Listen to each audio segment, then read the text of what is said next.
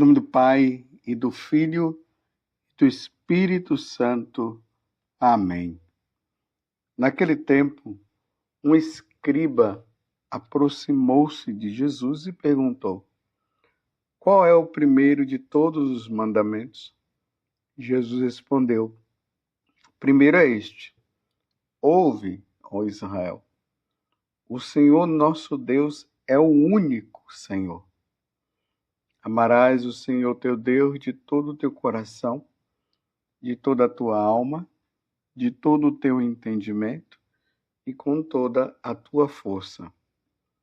O segundo mandamento é: amarás o teu próximo como a ti mesmo.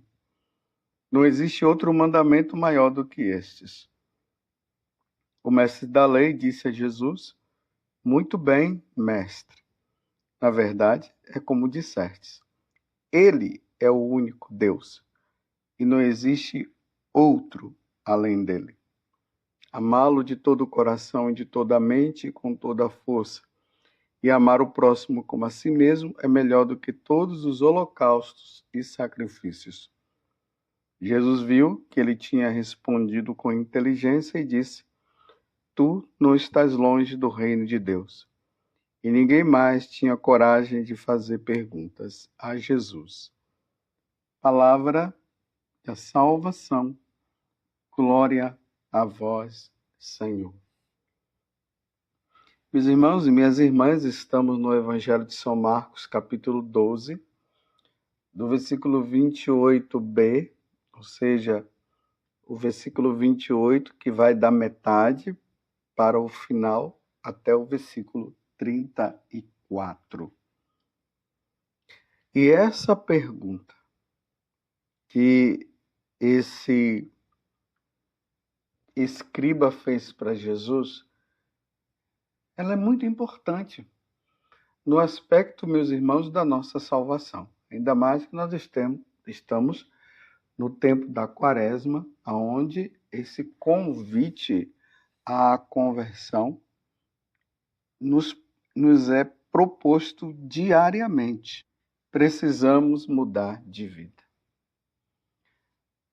A mudança de vida, ela vai consistir também no conhecimento que nós temos do nosso Deus. Sem essa mudança, é impossível que nós consigamos mudar de vida. Qual é a pergunta que esse escriba fez a Jesus? Qual é o primeiro de todos os mandamentos? E a resposta de Jesus se dá com a própria Sagrada Escritura, que está lá no livro do Deuteronômio, no capítulo 6. E aí você, lendo o versículo 6, você vai perceber justamente o que Jesus está a nos ensinar nesse capítulo. Você vê que a pergunta, o que ele traz, é justamente essa: amarás, ou melhor, ouve, ó Israel. O Senhor nosso Deus é o único Senhor. É o único. Não há outro. É o único Deus. Por isso, ouve, ó Israel. O Senhor nosso Deus é o único Senhor. E amarás o Senhor teu Deus de todo o teu coração, de toda a tua alma, de todo o teu entendimento e com toda a tua força. Aí o segundo mandamento: amarás o teu próximo como a si mesmo. E aí o mestre da lei se admira com a resposta que Jesus dá. Ele fica extremamente admirado. E aí ele prossegue respondendo da mesma forma como Jesus o havia respondido. Ele é o único Deus. E não existe outro além dele. Amá-lo de todo o coração, de toda a mente e com toda a força, e amar o próximo como a si mesmo, é melhor do que todos os holocaustos e sacrifícios. Queria que vocês prestassem bastante atenção no que eu vou dizer agora. Estou falando para os católicos. E nós não podemos ser ludibriados e enganados. Ainda mais nesses tempos onde se fala muito de diálogo religioso. E aí nessa história do diálogo religioso nós encontramos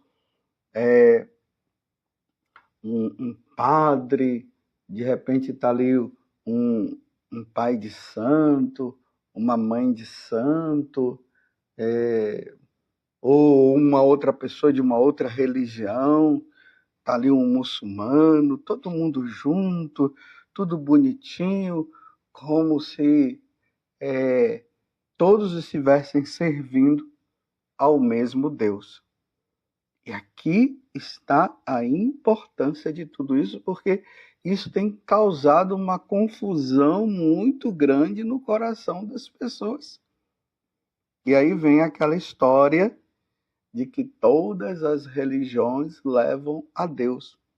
Mentira. Essa história de que todas as religiões levam a Deus é mentira. Senão não haveria necessidade de Jesus pedir para que os apóstolos pregassem a boa nova a todos os povos. Senão não haveria necessidade. E aquele convite de Jesus, quem crê e for batizado, ou seja, quem crê em quem? Nele. E for batizado, será salvo. Então nós precisamos estar muito atentos com essas heresias que estão surgindo, infelizmente, dentro da nossa igreja. Então voltemos ao Evangelho. Jesus está dizendo o seguinte: amarás o Senhor teu Deus. Ouve, Israel, amarás o Senhor teu Deus de todo o teu coração. Mas antes ele diz: ouve, ó Israel, o Senhor nosso Deus é o único Senhor. Então, meus irmãos, não existe vários deuses. Existe um Deus só. E tomemos cuidado para não entrarmos naquela onda de dizer que o Deus dos indígenas é o mesmo Deus que nós servimos. Que o Deus dos astecas é o mesmo Deus que nós servimos. Não, não é. O Deus dos astecas são o Deus da criação deles e é o Deus com letra minúscula, e ainda mais que eles são politeístas, eles têm vários deuses.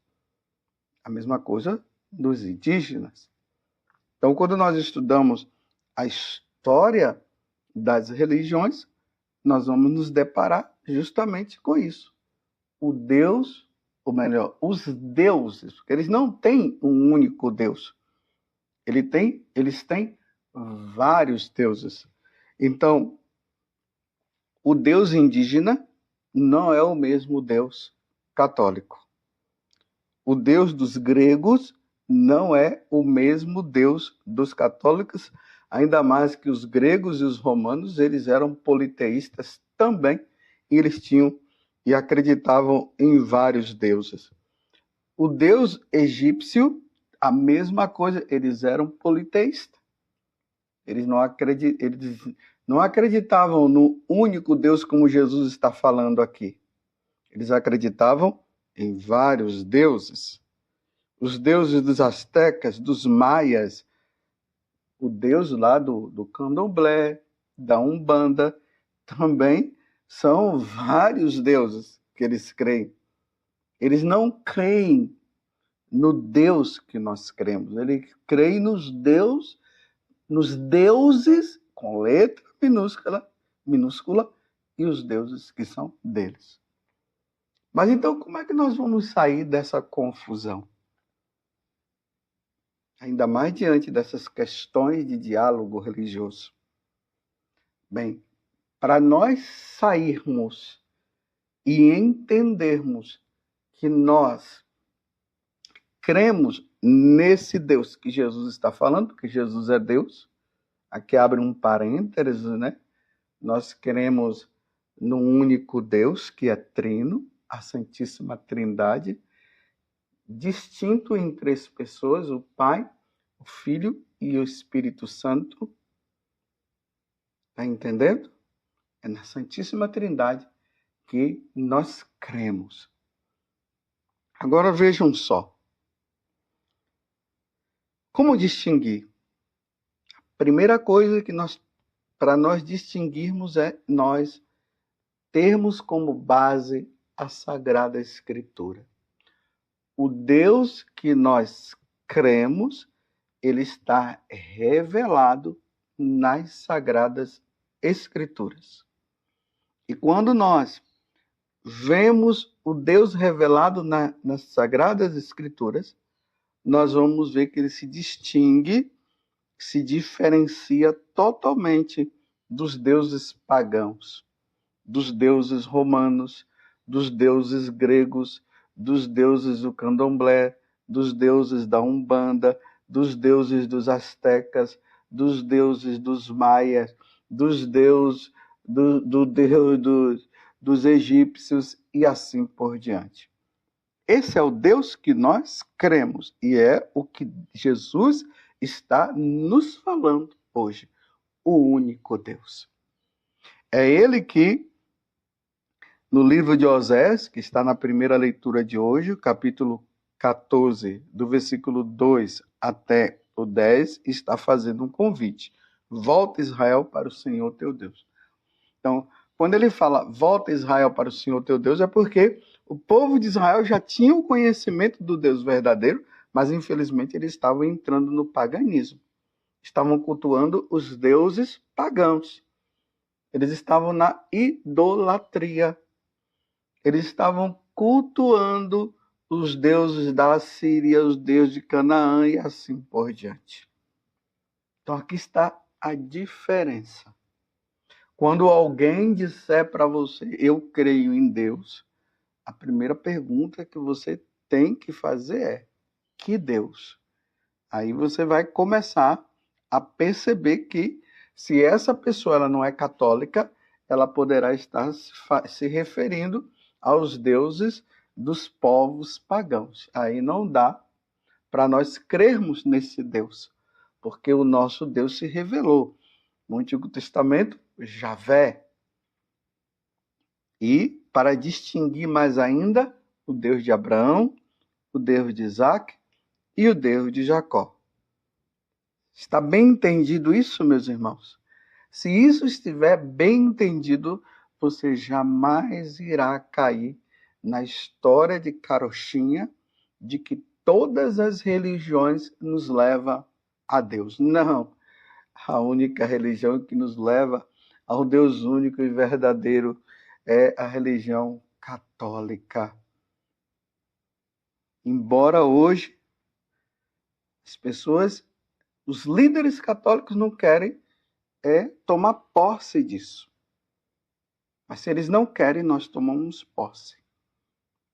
E aí, quando nós nos voltamos para o Novo Testamento, aí nós vamos ver que no Antigo Testamento houve toda uma preparação para se chegar ao Verbo, a segunda pessoa da Santíssima Trindade, que veio neste mundo para nos redimir.